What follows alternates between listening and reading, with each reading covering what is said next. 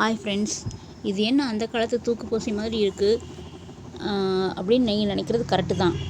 ஆனால் இதுக்குள்ளே என்னெல்லாம் இருக்குது, இது எதுக்கெல்லாம் யூஸ் பண்ணாங்க, அந்த காலத்தில் இதெல்லாம் எப்படி டிசைன் பண்ணாங்க அப்படிங்கிறத பார்ப்போம். இப்போ நம்ம யூஸ் பண்ணுறோம் இல்லையா, அடுக்கு சம்பளம்னு சொல்லிட்டு அப்படியே பெரிய பாத்திரம், சின்ன பாத்திரம், அதை விட சின்ன பாத்திரம், அதை விட சின்ன பாத்திரம் அப்படி இருக்கும் இல்லையா, அதே மாதிரி தான் இதுவும். ஆனால் இது டோட்டலி டிஃப்ரெண்ட்டு. இதுக்குள்ளே என்னென்ன பொருட்கள் இருக்குது அப்படிங்கிறத வாங்க பார்க்கலாம்.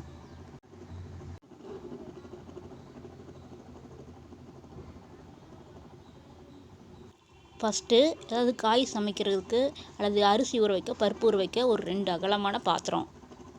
அதுக்கப்புறம் பார்த்திங்க அப்படின்னா அந்த சாதம் வடிக்கிறதுக்காக அந்த தட்டு.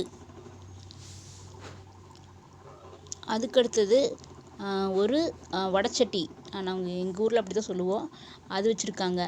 அதுக்கப்புறம் பார்த்திங்க அப்படின்னா ஒரு டவரா செட்டு, இந்த காஃபியெல்லாம் வடித்து குடிப்போம்ல அதுக்காக.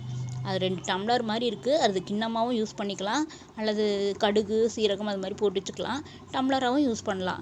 அதுக்கடுத்தது பார்த்திங்க அப்படின்னா ஒரு சொம்பு, தண்ணி குடிக்கிறதுக்காக, தண்ணி குடிக்கிறதுக்கு ஒரு சொம்பு.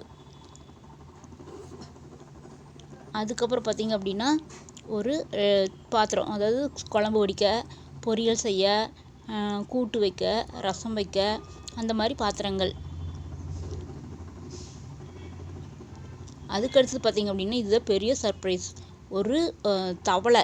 அதாவது இதை வந்து சமைக்கிறதுக்காகவும் யூஸ் பண்ணிக்கலாம், சமையலும் செய்வாங்க, பொங்கல் வைப்போம்ல அந்த மாதிரி ஒரு பாத்திரம். அதை வந்து நம்ம தண்ணி வைக்கிறதுக்கும் யூஸ் பண்ணிக்கலாம். இதெல்லாம் வச்சு ஒரு பெரிய கல்யாணமே நடத்தலாங்க, அவ்வளோ பாத்திரம் உள்ளே இருக்குது.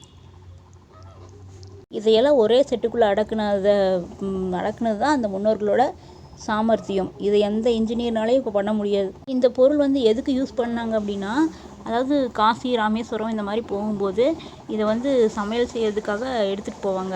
இது ஒரு செட்டு இருந்துச்சு அப்படின்னா டோட்டலாக எல்லா சமையலும் செஞ்சு சாப்பிடலாம், எவ்வளோ பேர் வேணாலும். அதுக்காக இது யூஸ் பண்ணாங்க. இது வரைக்கும் நான் 230 சப்ஸ்கிரைபர் ரீச் பண்ணியிருக்கேன். எனக்கு சப்போர்ட் பண்ண அனைத்து நல்ல உள்ளங்களுக்கும் ரொம்ப நன்றி. எனக்கு சப்போர்ட் பண்ணவங்களுக்காகவும், எனக்கு லைக் பண்ணவங்களுக்காகவும், கமெண்ட் பண்ணவங்களுக்காகவும் இந்த ஷார்ட்ஸ்லேருந்து ஒரு கிஃப்ட்டு தரப்போகிறேன். டெய்லியும் இதில் ஒரு கொஷின் கேட்குறேன், அதுக்கு நீங்கள் கரெக்டாக ஆன்சர் பண்ணிங்க அப்படின்னா அதுலேருந்து ஒருத்தர் செலக்ட் பண்ணி கண்டிப்பாக நான் வந்து உங்களுக்கு கிஃப்ட் பண்ணுவேன்.